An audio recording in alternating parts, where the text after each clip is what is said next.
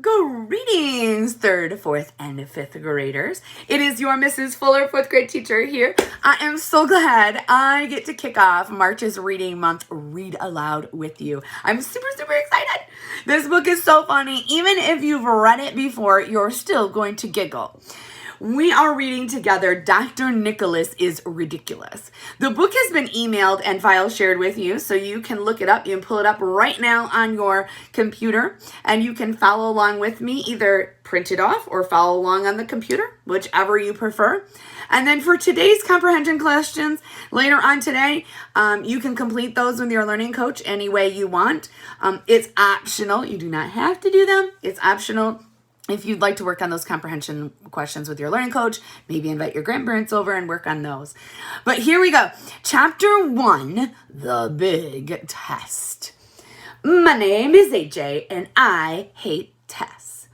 Tests are no fun at all, if you ask me. We should take all the tests and throw them in a giant garbage can. No, I take that back. If you ask me, we should throw all the tests into a giant paper shredder. Shredding paper is cool. Sometimes my dad lets me shred papers for him at home. I wish I could shred stuff all day long, especially tests. At school the other day, we were minding our own business when Mr. Granite said the most horrible thing in history of the world. Clear of your desks, it's time for a test. What? Everyone yelled. No, shouted Michael, who never ties his shoes. I didn't study for the test, shouted Orion, who will eat anything, even stuff that isn't food. It's not fair, shouted Alexandria, this girl who rides her skateboard all the time. You didn't tell us we were going to have a test, shouted Neil, who we call the nude kid, even though he wears clothes. Everybody was freaking out. It was like we just heard the news that a meteor was about to destroy the earth. Most everybody was freaking out. I love tests, said Andrea Young, the most annoying girl with curly brown hair. Me too, said her crybaby friend Emily, who agrees with everything Andrea says. Tests are fun. Those two probably study for tests when they could be watching TV or playing video games and having fun. What is their problem? Relax, said Mr. Granite. Every student in the state is taking this test today. You don't have to study for it. The Board of Education just wants to find out how much you know. Sound familiar? Like the M step we're going to take together? I'm bored of education, I announced. Get it? Mr. Granite walked around the room and put a sheet of paper on each of our desks, face down. Do all of you have a number 2 pencil? He asked, sorry. We all started giggling because Mr. Granite just said number 2.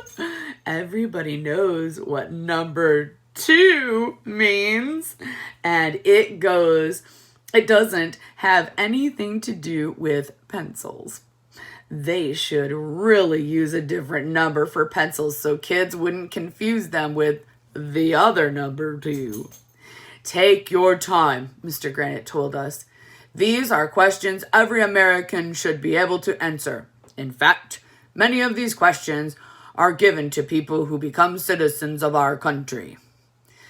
What if I don't know the answers? I asked. Don't worry, AJ, Mr. Granite said. This test will be a piece of cake. Ooh, an idiom. Piece of cake. It didn't look like a piece of cake to me. It looked like a piece of paper. What did cake have to do with taking a test anyway? Hey, maybe we were going to get cake after we finished taking the test. I love cake. When I say go, turn your test sheet.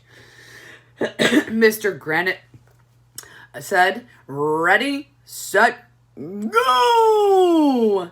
They were off to take their test, my friends. Do you see the picture of Miss Andrea and her friends sitting smiling? Ooh, I'm so glad to take test. If you look into your questions, I'll review a little bit of them with you. Number 1 says point of view. Which point of view is the story written? First person or third person? Which words help you to determine the point of view? So think about first person. First person is all I, me, we. It's as if you were there and you were inside the story. You were doing it with them, right? Third person you will not find the word I, me, myself, because it's as if someone is hovering over top of the story and watching it happen and telling. It's a narrator point of view, okay? So this story was written from the first or the third?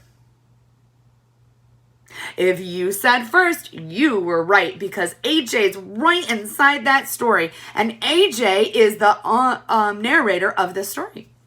And what words told us? We hear I, we. It's as AJ is integrated right inside that story, so it's in first person. And that answers the next question. Who's telling the story? AJ. Reread to clarify. What does AJ hate, you guys?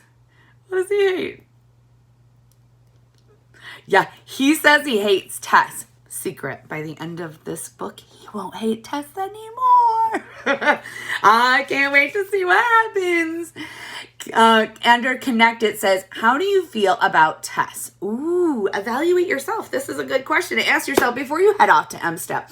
A, I feel like Andrea and I love tests. B, I'm like AJ and I hate tests. Or C, I don't love tests, but they don't really bother me. Which one are you? All right, I'm glad that you evaluated yourself, and I hope that if you don't like tests and you feel like AJ, by the end of the book, you'll be like, well, I don't love them, but I'm all right. Or you'll be saying, I love tests. I got this. I'm knocking it out. The next question in your packet tells you to compare and contrast. So you're going to compare and contrast AJ and Andrea, how they feel about the test. Cite your evidence from the text and support your answer. So you're going to have to look into your PDF book and find out how you can answer this. Don't forget, we're using the RACE strategy, right? R stands for restate your question. A stands for answer your question.